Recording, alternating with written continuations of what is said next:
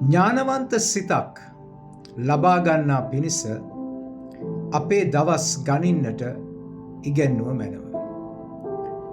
මෙම යාඥාව දෙවියන් වහන්සේට කළේ උන්වහන්සේගේ අනර්ග දේවදාසයෙක් වුණු මෝසස්තුමා විසින්. මෙය ගීතාවලිය 90 වෙනි පරිච්ඡේදයේ 12 වෙනි වගන්තියේ අපට සඳහන් වෙනවා. මෝසස්තුමා දෙවියන් වහන්සේගෙන් ඉල්ලා සිටියේ ඥානවන්ත සිතක්. ඥානවන්ත සිතක් ඔහු ඉල්ලා සිටියේ පළමුව ඔහු මේ ජීවිතේ ගත කරන කාලය කොපමණද කියලා ඔහුට අවබෝධ කරගන්නා පිණිස. ප්‍රේමවන්ත මිත්‍රවරුනි, අපි මේ පොළොවේ ගත කරන කාලය හරිම සීමිතයි. ඒ නිසා අපි ඊ타මත්ම ඥානවන්ත ලෙස අපට ඇති මේ කෙටි කාලය අර්ථාන්විතව ඵලදායීව භාවිතා කරන්නට අපි ඉගෙන ගත යුතුයි.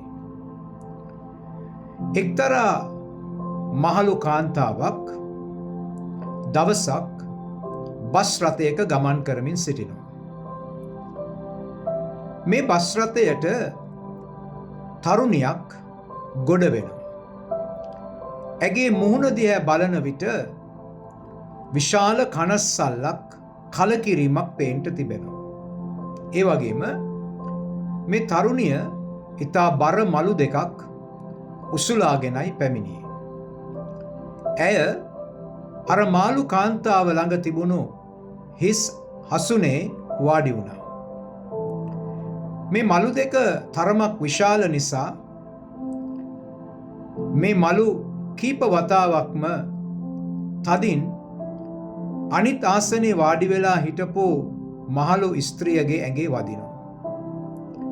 නමුත් ඒ මහලු ස්ත්‍රිය කොයිම ආකාරයකින්වත් අයහපත් ප්‍රතිචාරයක් දැක්ුවේ නැහැ.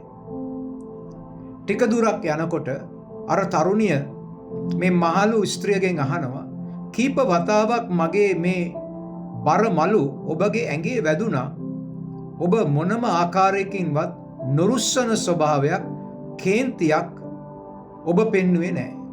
ඇයි ඒ?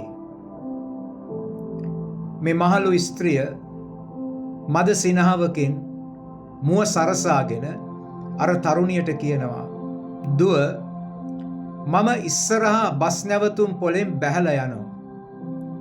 මේ